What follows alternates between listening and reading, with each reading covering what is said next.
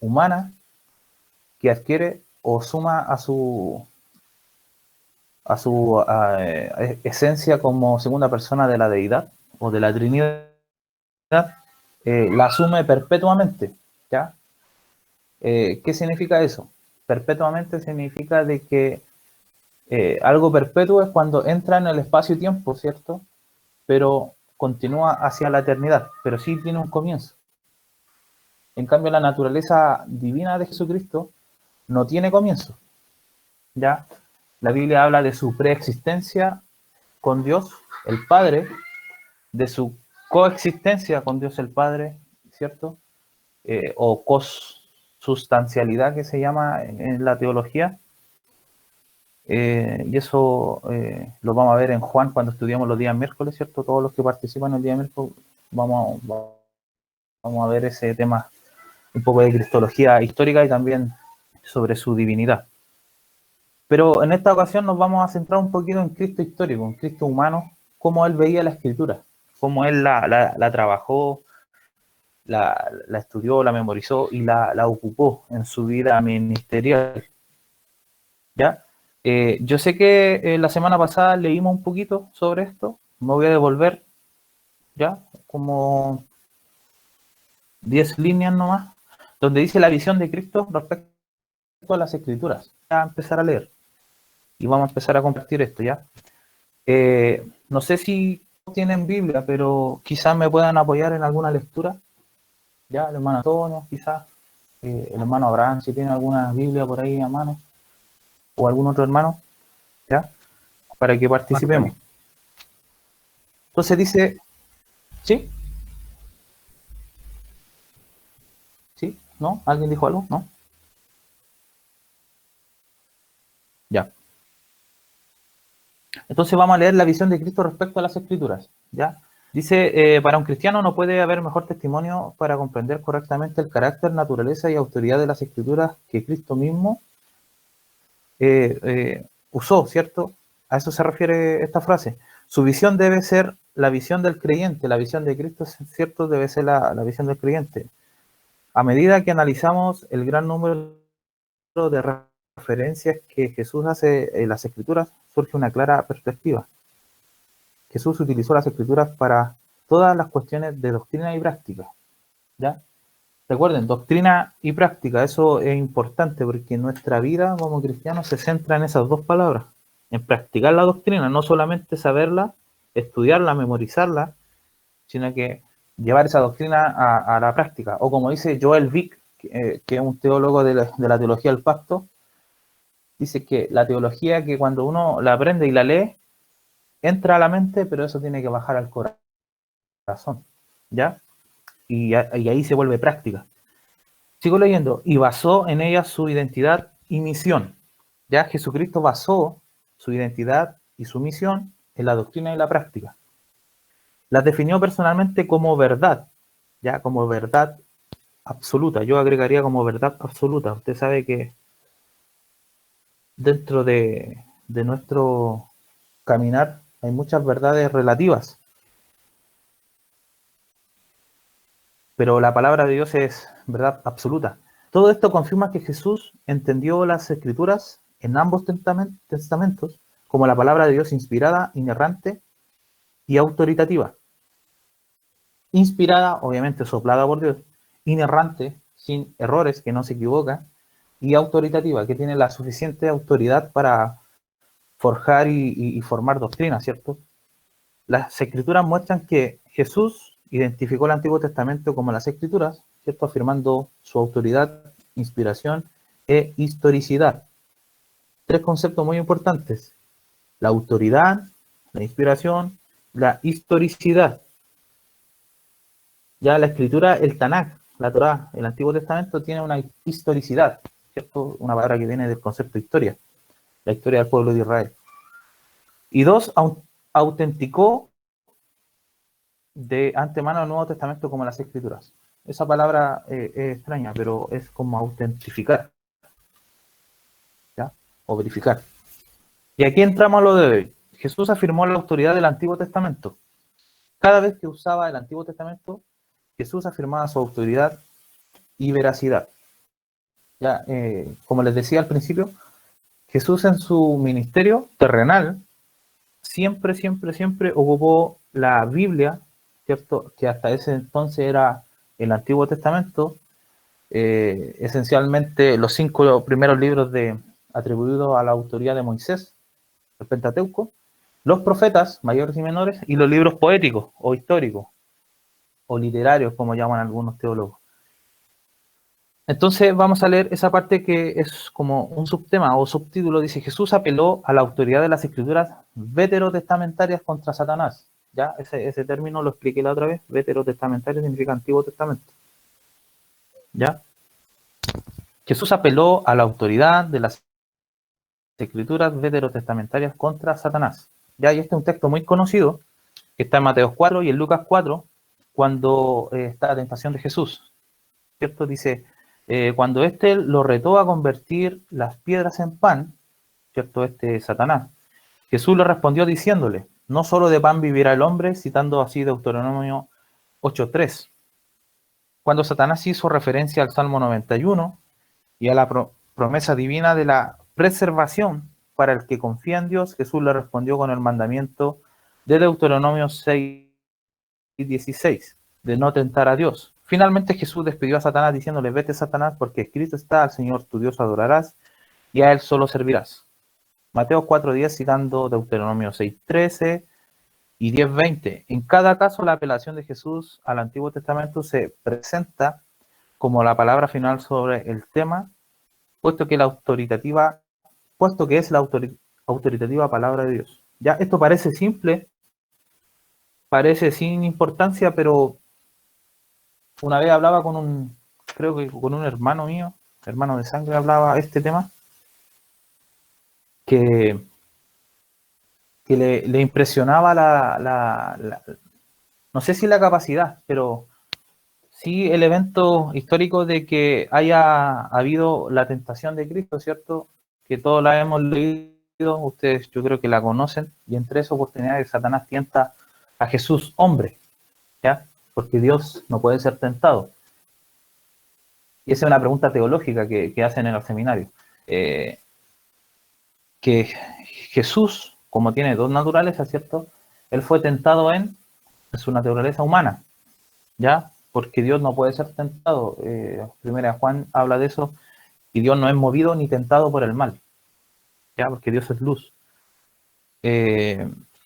Entonces, Mateo 4 del 1 al 11, voy a leer un poquito esto. Nos vamos a detener un poquito aquí para que lo leamos. Mateo 4 del 1 al 11, búsquenlo ustedes para que lo leamos, ¿ya? Yo voy a leer la BTX, la Biblia Textual, versión 4ª edición. Dice: entonces Jesús fue impulsado por el Espíritu a subir al desierto para ser tentado por el diablo. Y después de haber ayunado 40 días y 40 noches, tuvo hambre. Y llegando el tentador, dijo: ya que eres hijo de Dios, di que estas piedras se conviertan en panes. Pero él respondió y dijo: escrito está: no solo de pan vivirá el hombre, sino de toda palabra que sale de la boca de Dios.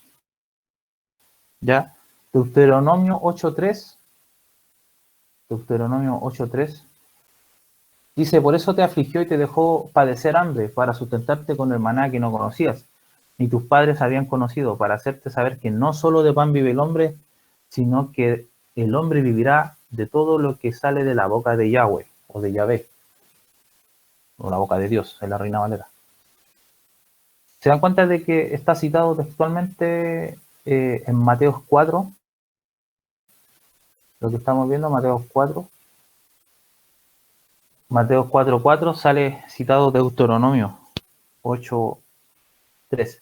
Y este simple ejemplo que le estoy dando, chiquillos, es solamente para identificar y también contrastar, y aparte demostrar que el Nuevo Testamento está lleno del Antiguo Testamento dentro, ¿ya?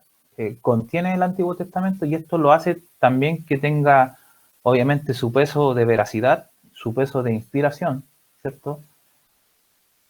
Y así poder constatar que el Nuevo Testamento también son las palabras de Dios. El Nuevo Testamento cita muchas veces el Antiguo Testamento en distintas ocasiones, ¿ya?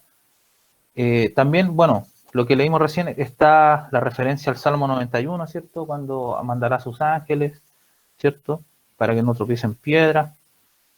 Y en la última parte, cuando dice, vete, Satanás, porque Cristo está, al Señor tu Dios adorarás y a Él solo servirás, citando Deuteronomio 6:13. Cuando aquí a mí me gusta hacer preguntas teológicas para que podamos pensar y de alguna forma que nos cruja ahí la mente. ¿Ustedes saben o a alguien se le ocurre por qué Jesús le dijo a Satanás en la última tentación? Porque son 3 cláusulas, ¿cierto? En la última frase, vete Satanás, porque al Señor tu Dios adorarás y a Él solo servirás. ¿Alguien sabe por qué Jesús le respondió eso a Satanás?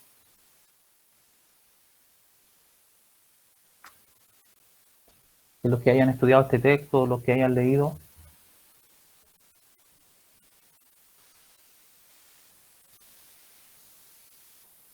¿No? ¿Nadie?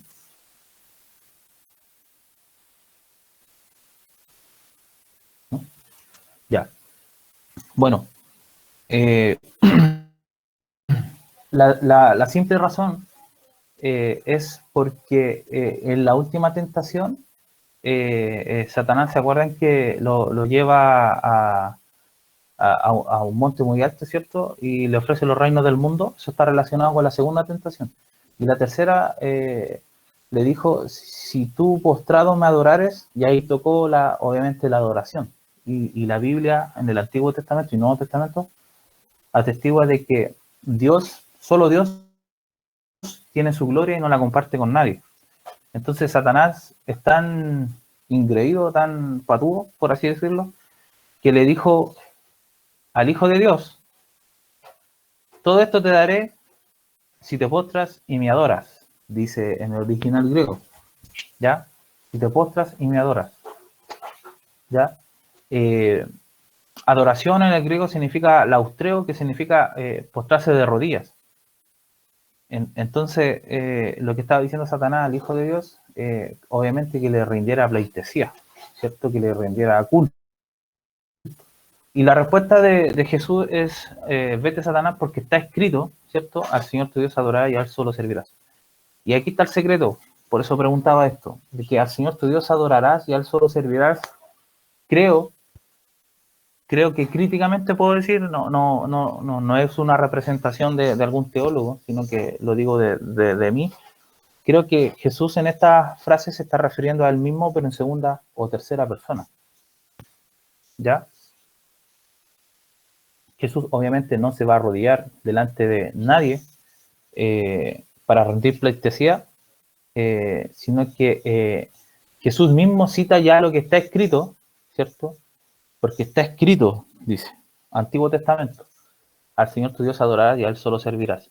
¿Se acuerdan que Felipe cuando le dijo, muéstranos al Padre y nos basta? Jesús le dijo, hace tanto tiempo que estoy con vosotros, Felipe, y aún no me conoces, no me has conocido. El que me ha visto a mí, ha visto al Padre, ¿cierto? Cuando se le aparece creo que a Tomás, cuando duda de la resurrección, ¿cierto? Y de la marca en el cuerpo de Jesucristo, Tomás dice, si yo no tocare el costado, ¿cierto? Y no viere la herida, ¿cierto? En sus manos, no creeré. Jesús se le aparece en el instante, ya resucitado, y la Biblia dice ahí, textual, dice de que este discípulo se arrodilló y adoró a Jesús. Dijo, mi Señor y mi Dios. ¿Cierto? Ahí se está reconociendo obviamente la deidad de Jesucristo. Entonces, creo que críticamente objeto a debate, ¿cierto? Pero yo creo que al Señor tu Dios adorará se refiere a Él mismo.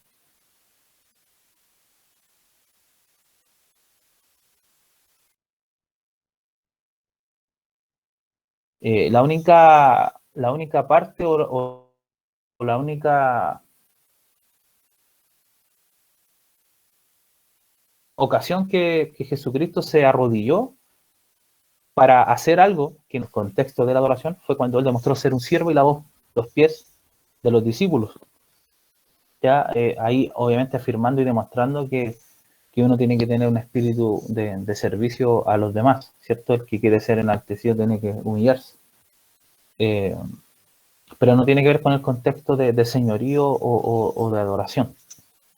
¿Ya? Así que ya el primer concepto está listo. Jesús apeló a la autoridad de las escrituras veterotestamentarias contra Satanás. Segundo punto, Jesús recurrió a la autoridad del Antiguo Testamento para resolver todas las cuestiones de... Ya, aquí entra un poco más a lo práctico. Dice, cuando se acusó a sus discípulos de incumplir las leyes del sábado, Jesús aludió a los principios derivados de la ley mosaica, citando 1 Samuel 21:6.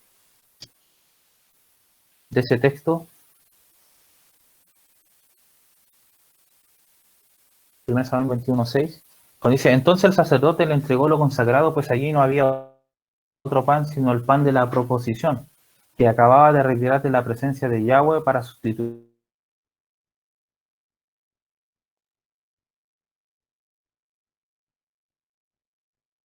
Esta historia de David y el pan sagrado tiene su contexto, ¿cierto?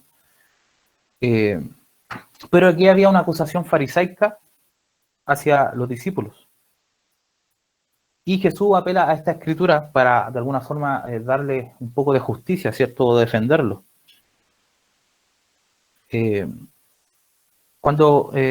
Aquí dice, cuando se acusó a sus discípulos de incumplir las leyes del sábado, ¿cierto? Jesús aludió a los principios derivados de la ley mosaica, citando 1 Samuel 21:6 como justificación bíblica de sus acciones.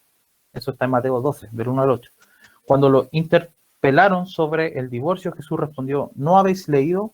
Recurriendo después a Génesis 2, el 23 y el 24, y Deuteronomio 24, del 1 al 4, para dar respuesta a los interlocutores. En ambos casos Jesús utilizó las escrituras. Bueno, ese es el fin de esta explicación, obviamente, que Jesús utilizó las escrituras para poder explicar y dar justicia a sus discípulos. No solo para afirmar el principio en cuestión, sino para que también, para confirmar la divina autoridad inherente en el propio texto del Antiguo Testamento. O sea, ¿qué quiere decir eso? De que si los discípulos estaban tan cerca de Jesús y estaban incumpliendo, ¿cierto?, en alguna acción, la Torá, el Antiguo Testamento, obviamente iban a ser reprendidos en el momento, ¿cierto? Como cuando Juan y su hermano Jacobo dicen, Señor, ¿no quieres que oremos y para que caiga y descienda fuego del cielo como Elías y queme a estos samaritanos que te están molestando? ¿Cierto? Y Jesús obviamente lo reprende y en el momento que ellos dicen eso, son reprendidos y son enseñados por Jesucristo. Pero hubieron otras acciones de los discípulos, los cuales Jesucristo los defendió en contra de los fariseos y saduceos y los escribas, para dar justicia y demostrar bíblicamente que lo que estaban haciendo no era errado. ¿Ya? Y si eso lo llevamos o lo traemos a este tiempo, esto pasa mucho en la iglesia. No sé si ustedes se han dado cuenta que en la iglesia de hoy pasa mucho esto con respecto a temas bíblicos y hay muchas discusiones por cosas que no tienen sentido. Por ejemplo, les voy a dar un ejemplo por si quieren dar su opinión. Yo recuerdo que cuando yo era más niño, iba a la escuela dominical, muchos hermanos decían que en el púlpito estaba la presencia de Dios. ¿Cierto? De que los niños no podían subir o que las hermanas Dorcas no podían subir, ¿cierto? No sé si ustedes se acuerdan de ese contexto donde se hablaba mucho de eso. Hay algunas iglesias que todavía lo mantienen, ¿cierto? Iglesias un poco más rigurosas y piensan De que que tienes la que presencia de subirte Dios... en puntilla al púlpito prácticamente, así como pisando huevos. Claro, exactamente. Esa enseñanza todavía está en la iglesia, todavía está en alguna iglesia, obviamente, donde se predica y se pregona que la presencia de Dios está en el púlpito. Ya sea porque eso viene de una tradición, ¿cierto? Pero se avala en los textos de la Biblia del Antiguo Testamento cuando Dios habitaba en el arca del pacto. y Dios habitaba por así decirlo, en un objeto creado por el hombre, obviamente mandado por Dios, pero creado por el hombre en presencia de Dios, ¿cierto? Ahí habitaba la misma presencia de Dios. Entonces se tiene eso en la mente culturalmente y se traspasa a estos tiempos en el Nuevo Testamento, en iglesia hoy en día, que Dios habita en el templo, en la iglesia como templo, como edificación, habita en ese lugar. Entonces tenemos que tener respeto, tenemos que, no sé, hacer muchas cosas. Y bueno, yo difiero mucho con eso, porque eso es malinterpretar primero, malinterpretar la palabra de Dios. La Biblia enseña que la presencia de Dios, se los voy a resumir, ¿cierto? La presencia de Dios se retiró en el Antiguo Testamento, se retira de este lugar, ¿cierto? Del templo, del arca del pacto, se retira la presencia, pasan 400, 450 años, calculan, de silencio, donde Dios no se comunicó con el ser humano, no envió profeta, no envió palabra, no envió nada, pero después aparece el Nuevo Testamento, ¿cierto? Y vemos que Dios aparece en el vientre de una mujer. Esa presencia del Antiguo Testamento, esa presencia que estaba en el templo, que estaba en el arca, aparece en el vientre de una mujer. Y eso es lo que dice Juan 1.14, ¿cierto? Y acá el verbo fue hecho carne y habitó entre nosotros, ¿cierto? Y vimos su gloria, gloria como del unigénito, del Padre, lleno de gracia y de verdad. Entonces, lo que la Biblia no está diciendo de que de alguna forma me tomo de las palabras de un maestro bíblico y dice que Dios se aburrió de estar o de habitar un templo hecho por manos humanas, ¿cierto? Dios en el Antiguo Testamento, en esas dispensaciones, trató de distintas formas. Por ejemplo, en el tiempo de Noé, ¿cierto? Le dijo a Noé que construyeron un arca, ¿cierto? Que iban a mandar un diluvio, ¿cierto? Y iban a echar personas a la salvación de la vida para perpetuar la especie humana, ¿cierto?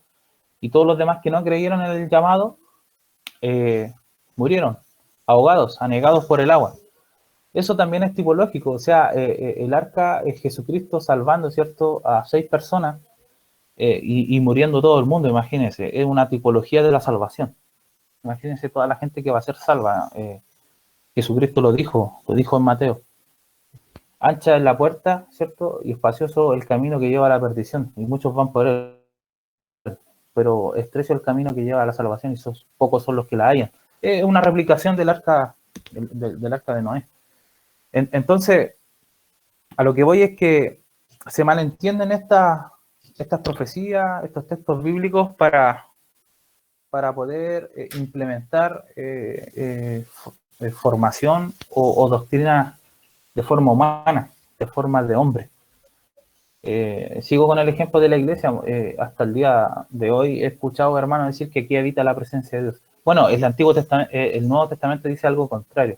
Dice que el templo del Espíritu Santo somos nosotros, somos los seres humanos.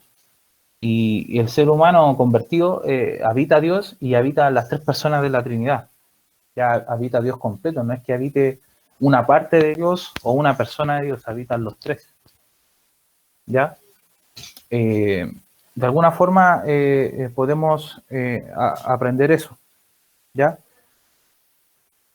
Con respecto a este segundo punto, es muy importante saber que nosotros, para llevarlo a la práctica, ¿cierto? Como les decía recién, nosotros podemos practicar algo dentro de la iglesia, o ya dentro de la iglesia física, me refiero al templo, que muchas veces nosotros por mandamientos de hombres vamos a asumir que son pecados, ¿cierto? Otro ejemplo bastante simple es, por ejemplo, yo he visto hermanos exhortar desde un púlpito, por ejemplo, retando a los jóvenes porque fueron con un pantalón que tiene un agujero, ¿cierto?, en el jeans, y eso es pecado. Por ejemplo, yo lo he escuchado. Los jóvenes andan como el mundo, y cosas así. Y eso a mí, bueno, me extraña mucho porque el predicador muchas veces no está concentrado en lo que está hablando, ¿cierto? Y tiene que hablar palabras. el cambio que hace Dios en uno, en ustedes, ¿cierto? El cambio que hace Dios en su mente, en su cosmovisión, lo hace el Espíritu Santo, no lo hace el predicador. ¿Ya? Si Dios tiene que guiar a un joven para que se vista mejor, eso lo va a hacer el Espíritu Santo y le va a dar la suficiente luz, lo va a iluminar para que él cambie su actitud si es que está haciendo algo malo, ¿cierto? Pero yo doy este ejemplo porque obviamente hay hermanos un poco más legalistas que se fijan más en lo exterior que en lo interior. También, por ejemplo, predicadores que pueden decir, exhortar a la iglesia a cierto tema,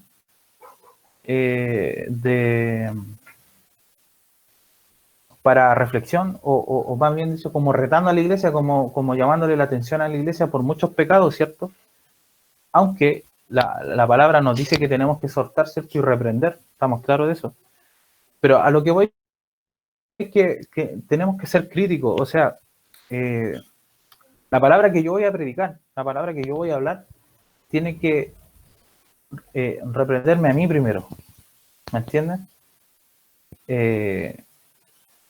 Este día escuchaba un sermón de un pastor presbiteriano bastante bueno que decía que la predicación que se tiene que predicar hoy en día no es la predicación teológica o 100% intelectual, sino que es la predicación experimental. Y eso quiere decir que el predicador que va a hablar en un púlpito, en una clase así, o donde sea, en la calle, de persona a persona, tiene que vivir el texto, tiene que pedirle a Dios de que ese texto se haga una realidad en la vida de uno. ¿Me entienden? Y muchas veces nosotros mismos que estamos aquí, estamos más preocupados de estudiar de una forma más intelectual y perfecta, leyendo libros, ¿cierto? Y tratar de aprender del Señor. Pero estamos centrados en eso y no estamos centrados de que lo que estamos estudiando nos ministre a nosotros. ¿Me entienden? No estamos concentrados en estudiar para ser reprendidos. No estamos centrados en estudiar para aprender más de Jesucristo en un sentido intelectual, sí. Pero si aprender de Jesucristo me implica a mí cambiar mi vida, ¿cierto? Cambiar de actitud y cambiar cosas que yo estoy haciendo mal, ahí no me gusta la teología. Pues. Entonces, eso es lo que está pasando. Estamos de alguna forma condicionando la escritura. Predicamos cosas que pensamos que la iglesia necesita. Estamos predicando cosas que pensamos que tal hermano necesita porque a lo mejor yo me sé una yayita del hermano y así. Y eso se nota en el púlpito, se ha notado en la iglesia. Pero nosotros tenemos que predicar lo que Dios quiere decirle al pueblo, pero esa palabra a nosotros nos tiene que romper primero a nosotros, ministrar a nosotros. Eso como un poco de explicación de este punto. ¿Por qué? Porque el punto dice, Jesús recurrió a la autoridad del Antiguo Testamento para resolver todas las cuestiones de fe y práctica. Y eso también nos deja la enseñanza de que no solo el Nuevo Testamento nos va a hablar de fe y de práctica. No sé si hoy, chiquillos, alguno de ustedes escuchó la conferencia de John Lennox con CLC. Yo escuché el último, no, lo último. ¿Alguien la vio? ¿No? Ya, Está estuvo la muy peñita, buena. no puedo. Ya, estuvo muy buena. Porque, bueno, ustedes saben que John Lennox, me cuelgo un poquito de eso. John Lennox es un científico, ¿cierto? Matemático, que su ministerio, aparte de ser pastor y maestro de la palabra, su ministerio está centrado en la apologética, en la defensa de la fe, en la defensa de la palabra de Dios. Y él contaba hoy día, así lo resumo un poquito, contaba que el libro que él escribió, ¿cierto?, Contra la Corriente, que es un libro pero muy bueno, un libro basado en la historia de Daniel, en todo el libro de Daniel, y nos da esa fe práctica. Y eso yo quiero juntarlo con lo que estamos leyendo.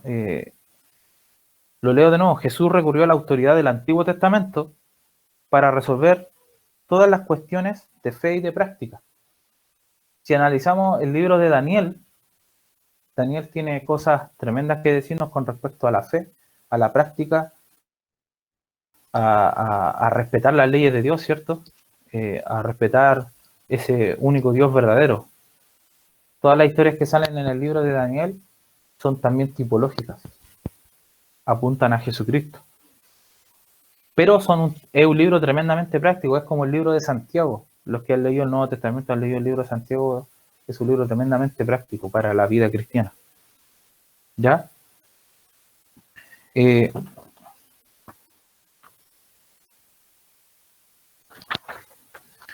Cuando Jesús purificó el templo por segunda vez, sigo en el segundo punto, al final de su ministerio terrenal desarrolló un argumento compuesto a partir de dos pasajes veterotestamentarios del Antiguo Testamento para justificar sus acciones y condenar a la nación, Isaías 56:7 y Jeremías 7:11. Jesús citó tan repetidamente el Antiguo Testamento utilizando expresiones como ¿no habéis leído? Y claro, esa pregunta que le hacía a ellos para debatir con los fariseos tiene que ver con que ellos eran maestros de la ley, eran intérpretes de la ley, eran escritores de la ley, eran copistas, porque habían muchos escribas, muchos saduceos, fariseos. ¿No habéis leído? O sea, Jesucristo se sorprende, Jesucristo histórico humano, se sorprende de que maestros de la ley interpretaran o no hayan leído la ley, que ellos decían ser maestros de la ley. Entonces, ¿no habéis leído que con ello afirmaba no solo su acuerdo con él, sino también la autoridad divina de estos escritos? Claro, aquí MacArthur le está diciendo de que la pregunta ¿no habéis leído? También sirve para atestiguar de que la autoridad divina está en los escritos, ¿ya? Está en la Biblia, que es innegable esa autoridad. En todos estos casos y muchos más, Jesús nunca corrigió un solo error factual ni de una instrucción práctica, considerando el Antiguo Testamento como la fidedigna palabra de Dios, poseedora de la autoridad divina. Eso es lo que conversábamos recién. Nunca corrigió un solo error. Aquí pasamos a otro punto. Ya, voy a mirar la hora. Ya, vamos bien. Jesús recurrió a la autoridad del Antiguo Testamento para dar testimonio de su identidad. ¿Ya? Y aquí cambia un poquito el patrón. La identidad. Ya no solo para algo práctico, o para fe, o ya no solo para contra Satanás, ¿cierto? Sino para identificar y atestiguar algo que tiene que ver con su esencia, con su identidad. Yo sé que aquí a muchos les gusta la cristología. Cuando los líderes religiosos cuestionaron sus sanaciones en sábado, Jesús reivindicó su igualdad con Dios. Voy a leer ese texto. Está en Juan 5. Juan 5, 17 y 18 dice: pero él les decía, mi padre hasta ahora trabaja y yo trabajo. Perdón, a ver, 17 y 18, sí. Y por esto más procuraban los judíos matarlo, porque no solo quebrantaba el sábado, sino también decía que Dios era su propio padre, haciéndose igual a Dios.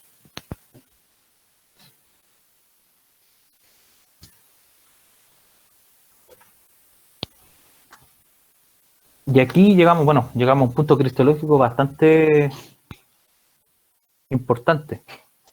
Y el acto seguido aportó varias pruebas para tales pretensiones.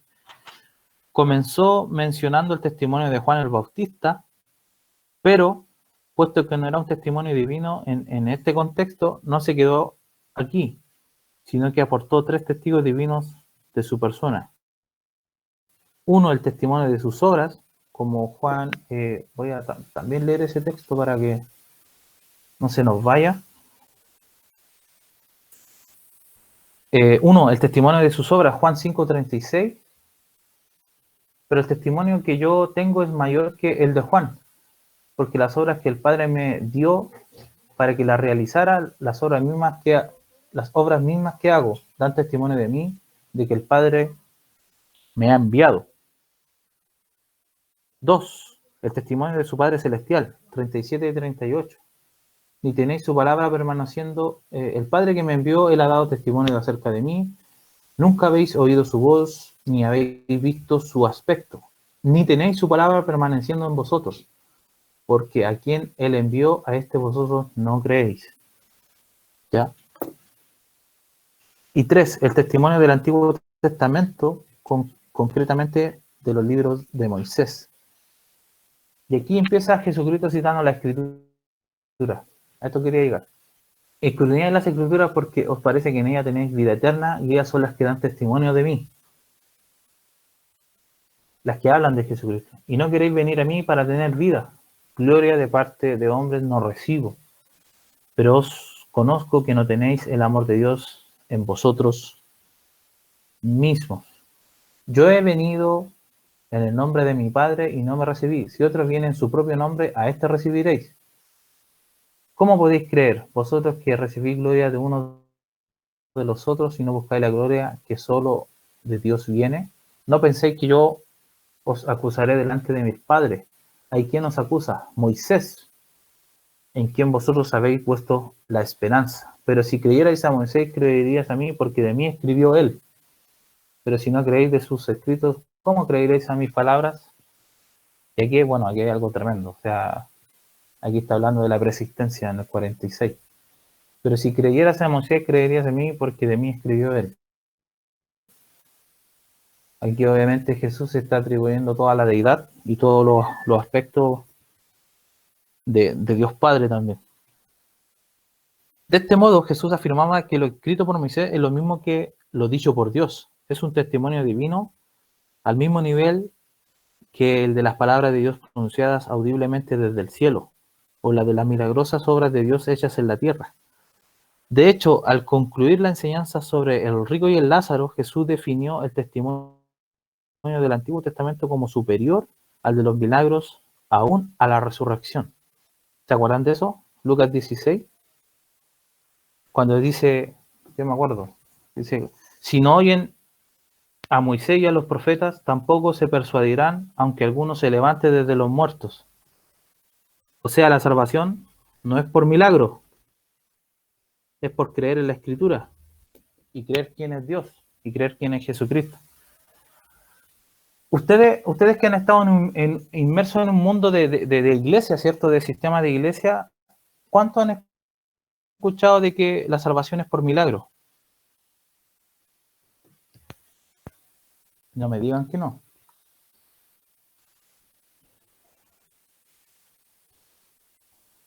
¿Cierto? O sea, más que por Hermanos, milagro, yo he escuchado que es por obra, que no, o sea, siempre que la salvación se pierde, que es por obra, y que hay que hacer esto y esto. Y bueno, y hasta el día de hoy se sigue predicando lo mismo. Participo, aunque no soy tan joven, aún participo en el grupo de jóvenes y siempre disputé con el hermano y entramos en debate y se arma la media disputa por el mismo tema que ellos, de cierta forma, están complementando la salvación con sus obras. claro. Sí, sí, yo hace un tiempo atrás escuché a un predicador del púlpito diciendo, hermanos, Jesucristo hizo el 50 y nosotros tenemos que hacer el 50% para poder lograr esa salvación efectiva al 100%.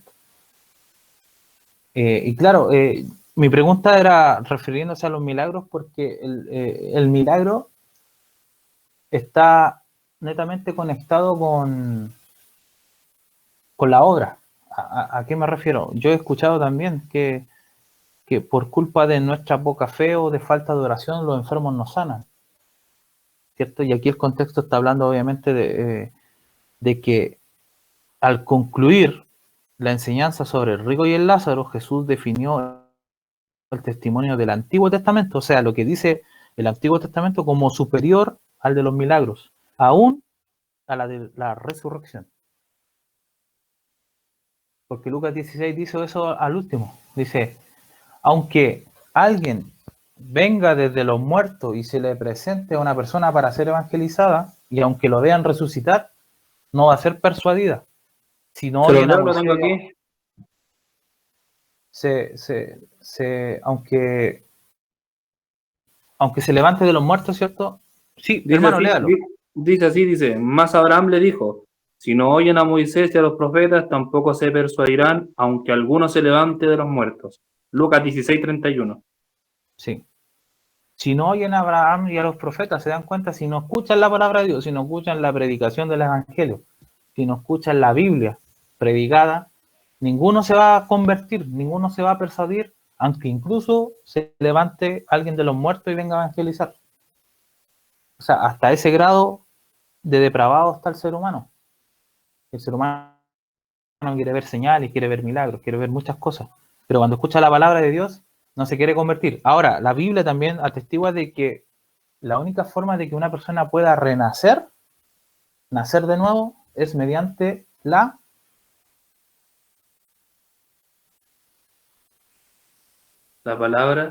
palabra, exactamente, la predicación de la palabra.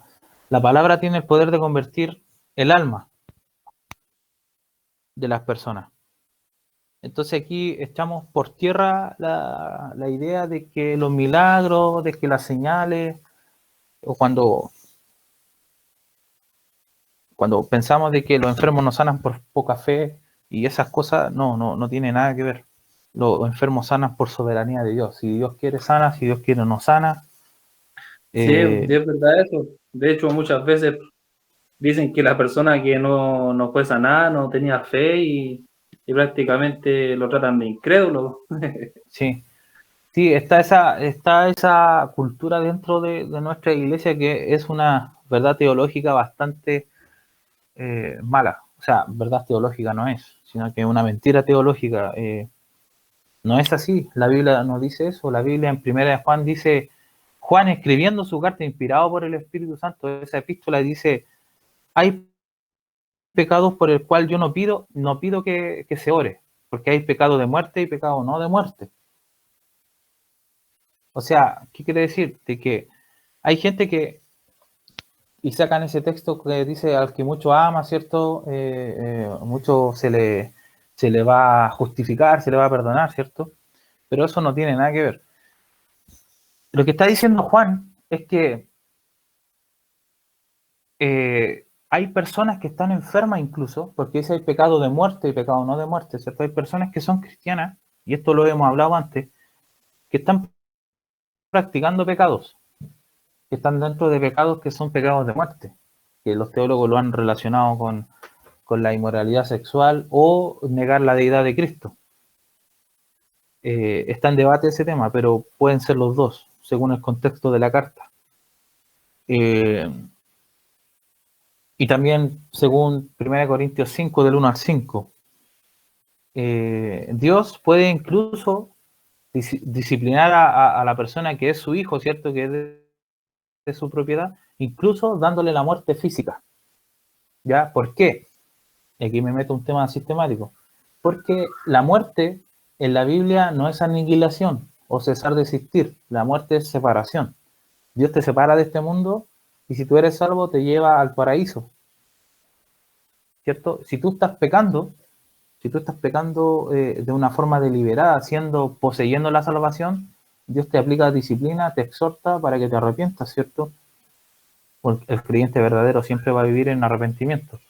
Pero si tú no entiendes, Dios puede aplicar la muerte física y te lleva como dice Alducin, te lleva a casa antes de tiempo, ¿cierto? Todos tenemos un propósito en la tierra, incluso refiriéndose obviamente al plan y propósito de Dios de predicar el evangelio del reino, ¿cierto? Y tener un propósito en esta vida, ¿cierto? Como dice Efesios 1.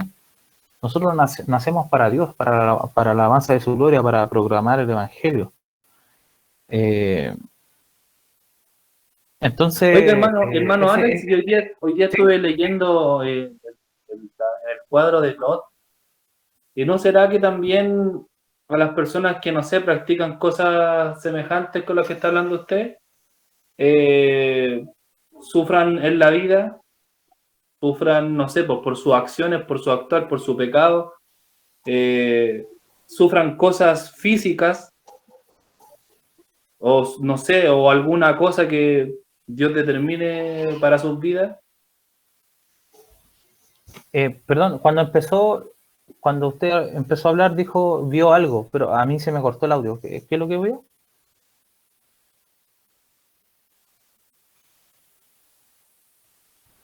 ¿Cómo no lo entiendo? Hermano Abraham. Cuando usted me preguntó recién, dijo una frase, yo vi tal cosa, pero a mí se me cortó el audio, no lo escuché. No, que le hablo sobre el cuadro de Lot, hablando sobre el Lot. tema de... Ah. Sí, pues, porque no sé, digo yo que alguna persona que esté, no sé, practicando, no sé, por algún pecado de los que está hablando usted, del cual dice que no se deben pedir, eh,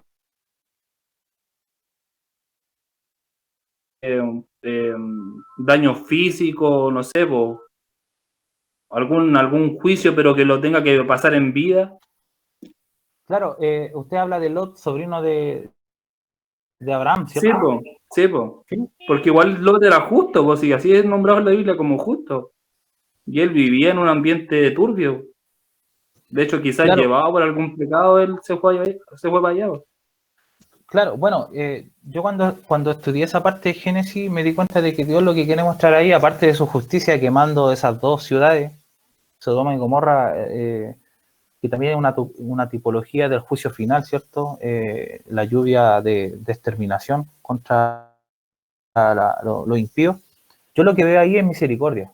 El diálogo que tiene Abraham con Dios cuando le dice, si acaso hay 50, ¿cierto? En total, y hay 10 justos, no salvará al grupo, y hay un diálogo entre Dios y Abraham varias veces. Y Dios le dice, sí, si hay algunos justos, yo voy a perdonarlo, voy a perdonarlo, voy a perdonarlo, voy a perdonarlo, y lo dice como 3, 4 veces. Y al final Dios manda fuego. Entonces, uno que intuye, no hay ninguno justo. Entonces, el hecho de que Dios deje salir a Lot, también una muestra de misericordia, de que Dios le dijo que cuando llegara a esa montaña, ¿cierto? Donde llegó con sus dos hijas, no iba a llover hasta que llegara y estuviera seguro. Para los que somos dispensacionales, ¿cierto? También interpretamos ese texto como la salida de la iglesia, ¿cierto? Que Dios no va a mandar a su ira, como dice Romanos 5:9, a este mundo sin antes de que la iglesia salga, por el pago de la ira, ¿cierto? Siempre la ira o el día de la ira, lo que hablan los profetas menores, los profetas mayores, Apocalipsis, Zacarías, etcétera, cuando hablan de la ira se atribuyen a la gran tribulación, a la destrucción de las naciones impías. Pero siempre Dios va a salvar a su remanente fiel. Y las historias del Antiguo Testamento los hacen como una tipología de eso. Entonces yo lo que veo en Lot es misericordia, o sea, Dios teniendo misericordia de Lot. Ahora, esta es una percepción mía, no sé si ustedes están de acuerdo, pero yo creo que Dios no salva porque una persona sea justa. ¿Ya? Yo no tengo ese concepto en mi mente porque yo creo que no hay ninguno justo, como dice Romanos 3 y como dice Salmo. Yo creo que Dios salva porque Dios aplica la justicia a quien quiere soberanamente. O sea, por ejemplo, a Abraham. Abraham creyó y dice que su fe le fue contada por justicia. O sea, imagínense la misericordia de Dios diciendo que un hombre le creyó a Dios y esa forma de creer, ese evento de haber creído en el mismo Dios, le contó como justicia. O sea, Dios al que ve creyendo en él lo cuenta como justo, como pleno. Usted sabe lo que es justicia, se refiere a hacer algo bueno, a hacer algo correcto, algo de un alto estándar referente a la ley de Dios. En este caso, Lot era justo porque creía en Dios, po. Siempre creyó en Dios, pero se fue llevado por su carnalidad, se podría decir, a ese lugar. Po. Claro, por los deseos, Primera Juan dice que, Primera Juan 2:15 dice, el que ama al mundo, ¿cierto? Y la gloria de este mundo no tiene el amor del Padre en él, ¿cierto? Dice, ni los deseos de la carne, ni los deseos de los ojos, ¿cierto? ¿Y qué vio Lot cuando miró a las llanuras del Jordán? Vio la tierra grande, vio Sí, grande po, quizás sí. planicie, vio lo que le llenó Como que sus ojos. codició todo eso. Exactamente. ¿Por qué? Oiga, Porque lo eso otro, era una disputa entre... ¿Sí? Lo que pasa es que lo comento esto porque hoy día lo estuve leyendo y me quedé meditando en eso, en ese cuadro, y como que ahí no, mi mente limitada y no llegó más allá. Oiga, pero porque Dios le dice, vete a un monte, pero él después se fue para otro, dice que no, porque tuve miedo, dice, y quiere que lo mate, y se fue para otro monte después. Claro. Y eso Sí. tiene que ver con algo, porque si Dios le dice él mismo, está dándole misericordia y él la está viendo, y Dios le dice que se vaya a un lugar y como que dice, no, yo no me quiero ir para ese lugar, sino que me quiero ir para otro.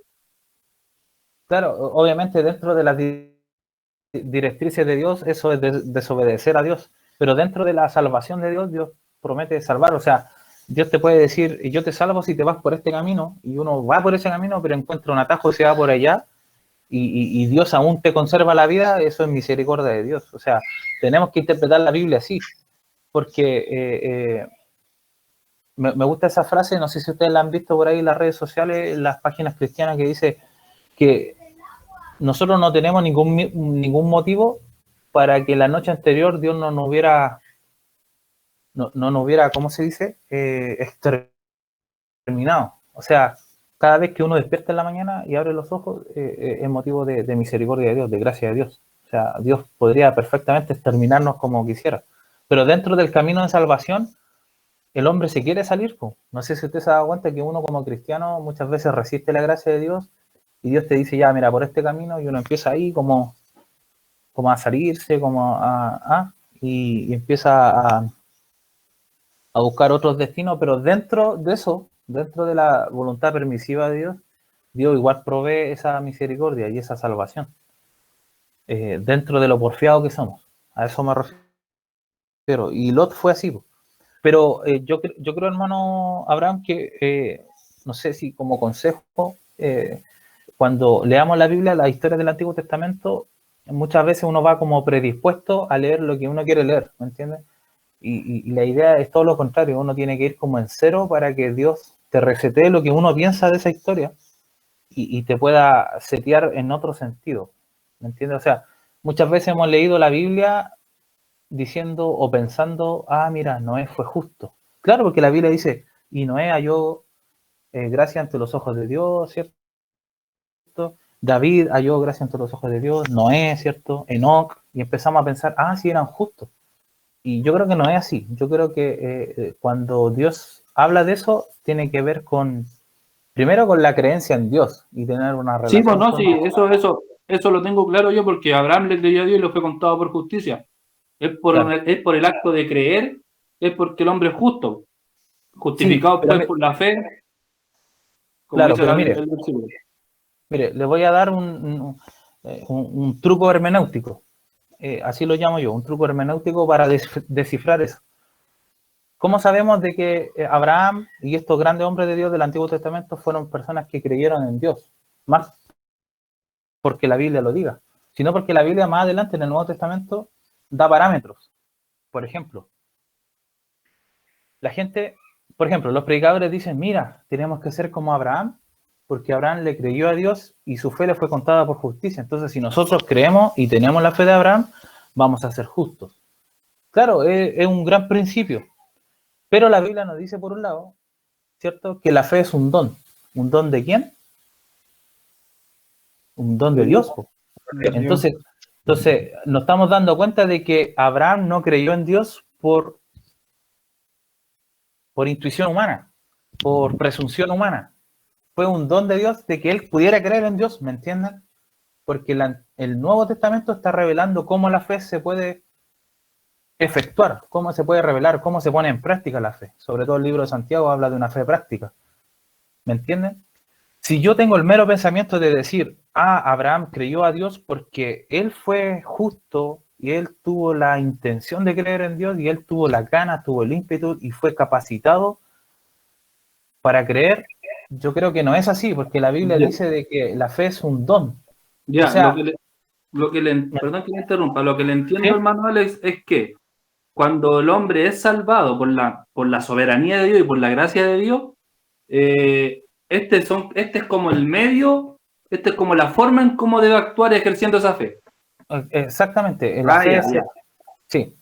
La fe sería como, yo lo explico así, la fe sería como la carretera y la gracia, perdón, al revés. la gracia sería como la carretera y la fe el vehículo, en este caso. Entonces, Dios se mueve así. O sea, podemos tener gracia la carretera, pero no tenemos vehículo, no tenemos auto, o viceversa. Pero Dios provee todo. Dios da la gracia, Dios da el vehículo, que sería la fe. Pero en palabras bien resumidas, lo que les quiero explicar es que el hecho de que Abraham creyese y pudiera, y la Biblia nos atestigua de que Abraham fue justo delante de Dios y le fue contado por justicia, entonces Abraham fue justo delante de Dios, no fue mérito humano, a eso es lo que quiero llegar. ¿Me entiendes? Porque si no, romperíamos el patrón que sin fe es imposible agradar a Dios, que somos salvos por fe y no por obras. No por obras para que nadie se gloríe, por gracia soy salvo por medio de la fe, no por obras para que nadie se gloríe, ¿cierto? Efesios 6, cuando habla también un poquito de ahí el escudo de la fe, y todas esas cosas, tenemos que hacer una pirámide hermenéutica, una pirámide de interpretación. Por eso que los teólogos dicen que el Nuevo Testamento revela el Antiguo y el Antiguo el Nuevo, porque son así, eso es verdad.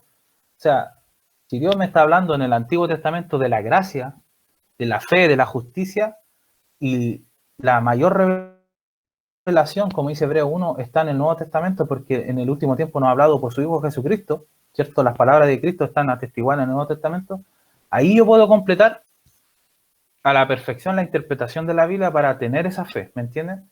Entonces, si yo tengo esa cosmovisión de decir, Abraham fue justo, tuvo fe porque él fue justo, estamos cayendo en un error, porque la Biblia dice que no hay ningún justo, pues si todos venimos de Adán y tenemos esa naturaleza caída. Lo que pasa es que Dios, a mí me gusta explicarlo así, lo que pasa es que Dios adornó, ¿cierto? Orquestó a Abraham y le dio esa fe para que la pudiera ejercer. Y Dios, cuando le da esos dones al hombre, y el hombre obviamente ejerce la fe y no se va como para el lado, por así decirlo, malo, Dios se goza de eso, porque sin fe es imposible agradar a Dios, ¿me entienden? Entonces, a lo que quiero decir es que todo lo bueno que salió de Abraham, obviamente se lo dio Dios. No puede ser de una raíz humana, porque si no ya tendríamos que empezar a definir la justicia de otra forma. Hermano, ¿Sí? a MacArthur le escuché yo decir que para el hombre natural no es difícil o complicado creer en Dios, sino que es imposible. Exactamente, porque es una obra sobrenatural, pues, Romanos 5, Romanos 8, Juan 3, la obra sobrenatural. Cuando Romanos 8, hay un texto que dice, ninguna condenación hay ahora para los que están en Cristo Jesús, ¿cierto? En el original griego llega hasta ahí, y después hay una anotación entre corchetes en la Biblia de Estudios que dice, no para los que andan conforme a la carne, sino para los que andan conforme al Espíritu. Eso es un agregado de muchos años después de un texto bizantino. El texto original dice, ninguna condenación hay para los que están en Cristo Jesús. Porque si yo leo ninguna condenación, mire, lo vamos a leer, mejor lo voy a poner para que lo leamos.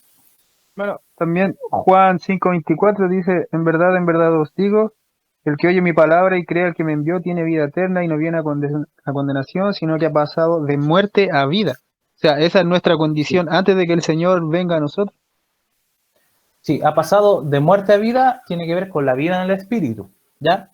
No tiene que ver con la vida... Sí, pues, espiritualmente. Sí. Sí. No tiene que ver con la vida física. No, espiritualmente lo digo. Cuando dice, porque la paga del pecado es la muerte, mala dádiva de Dios es vida eterna en Cristo Jesús, ¿cierto? Esa muerte es muerte física, ¿ya? La Biblia habla de dos muertes, fíjense siempre, habla de la primera muerte, por así decirlo, la muerte física, y la segunda muerte espiritual. Pero hay muchos textos que Dios, Jesús, los apóstoles y todos los que escribieron la Biblia van intercalando esos dos términos, muerte física, muerte espiritual, muerte física, y hay que tener ojo para interpretar, ¿ya? Por ejemplo, Lucas 9, cuando se le acerca a un hombre y le dice a Jesús que lo iba a seguir, y le dice, sígueme, y después le dice, no, es que tengo que enterrar a mi papá, a mi padre primero, y después te sigo. Jesús le dijo, deja que los muertos entierren a sus muertos. Ya, en el griego dice, deja que los muertos físicamente, perdón, deja que los muertos espiritualmente entierren a los muertos físicamente. Porque la Biblia habla de esos dos términos. Mire, Romanos 1:8, y con esto terminamos. Dice, ahora pues, ninguna condenación hay para los que están en Jesús, el Mesías. Estoy leyendo la BTX 3, que es la Biblia textual 3, que es una Biblia que está, no pasa por el Toptus Receptus, sino que es una Biblia que viene del original, ¿ya? Y mire, no dice nada más, pero si yo pongo la Reina Valera, o alguien que lea la Reina Valera en Romanos 8:1, por favor. Por favor, que la lea rapidito para terminar, para que no se vayan. Romanos 8:1. ¿Sí? Ahora pues ninguna condenación hay para los que están en Cristo Jesús, los que no andan conforme a la carne, sino conforme al Espíritu. Ya. Los que no andan conforme a la carne, conforme al Espíritu, en el original no está. Pero hermano, lea la Reina Valera el 8:4. Mire, para que se den cuenta de algo. Para que la justicia de la ley se cumpliese en nosotros, que no andamos conforme a la carne, sino conforme al Espíritu. Ya, muy bien. Entonces, el Teptus Receptus de la Reina Valera, cuando fue escrita, ¿cierto?, por el Erasmo de Rotterdam, lo más probable es que en el 8:1 haya estado mirando la Vulgata Latina y puso, ahora pues ninguna condenación hay para los que están en Cristo Jesús. Los que no andan conforme a la carne, sino conforme al Espíritu. Pero ese agregado es del versículo 4. Ya es como que pusieron el 4 en el 1. Ya, estos temas uno los aprende cuando hace estudio en el griego, ¿ya? Pero los originales, cuando encontraron las copias, no encontraron esa frase del versículo 8:1, ¿cierto? Para los que no andan conforme a la carne y conforme al Espíritu. ¿Por qué? Porque si leemos la Reina Valera 8:1, se van a dar cuenta de que es como una idea arminiana, mire. Ahora pues ninguna condenación hay para los que están en Cristo Jesús, ¿cierto? Ninguna condenación. Esto es para los que no andan conforme a la carne, sino conforme al Espíritu. Es como que está condicionando, no sé si se dan cuenta, como que condiciona la salvación que efectuó antes, en la primera frase del 8:1. Es como que fuera una condición. Bueno, eso pasa con el tema de las traducciones, pero las copias de los originales que encontraron dice solamente hasta ahora pues ninguna condenación hay para los que están en Cristo Jesús. Eso. Hasta ahí llegaría las copias originales. A pesar de eso, corchetes, ¿cómo se pueden decir? O errores gramaticales que tiene la Reina Valera es una de las mejores Biblias dentro de todo, ¿ya? Pero es bueno que tengamos otra Biblia. Así que hoy lo vamos a dejar hasta ahí, hasta donde hablamos de Lucas 16, ¿cierto? La base de la salvación o de la conversión de una persona es por la predicación de la palabra, no por señales ni milagros. Si alguno de ustedes pensaba eso, hoy día podemos demostrar que no es así, ¿ya? Llegamos hasta ahí, hasta la mitad. Jesús recurrió a la autoridad del Antiguo Testamento para dar testimonio de su identidad. Y hablamos un poquito de cristología para terminar. La próxima semana vamos a seguir ahí en Jesús se sometió personalmente a la autoridad del Antiguo Testamento. Ya, se sometió. Eso habla de un Jesús histórico, de un Jesús humano, ¿ya? Y eso lo seguimos la próxima semana. Perdón, la próxima semana creo que es feriado el 3. ¿Va a ser igual la clase o no? Va a depender del aforo. Si ustedes quieren, la hacemos. No sé si en Santiago o acá vamos a estar en cuarentena, no lo sé. Si le acomoda, lo podemos hacer. Yo no tengo ningún problema. ¿No? Ahora con ¿Cómo? todo. Hola. Sí, el éxito. Le escucho Hermano Antonio, le escucho cortado. ¿Cómo? Aló, ¿me escucha? Sí, ahí sí. Que vamos a estar todos encerrados igual, así que deberíamos hacerla. Sí, pues, sí, eso opino yo. Hay, o sea, no quiero decir que no tengan cosas que hacer, pero el hecho de estar encerrado coarta un poco las actividades exteriores, así que ahí vamos viendo el aforo. Voy a preguntar el día anterior. Creo que el día anterior es feriado, ¿cierto? ¿Viernes? Sería viernes y sábado, Sí. ¿cierto? Sí.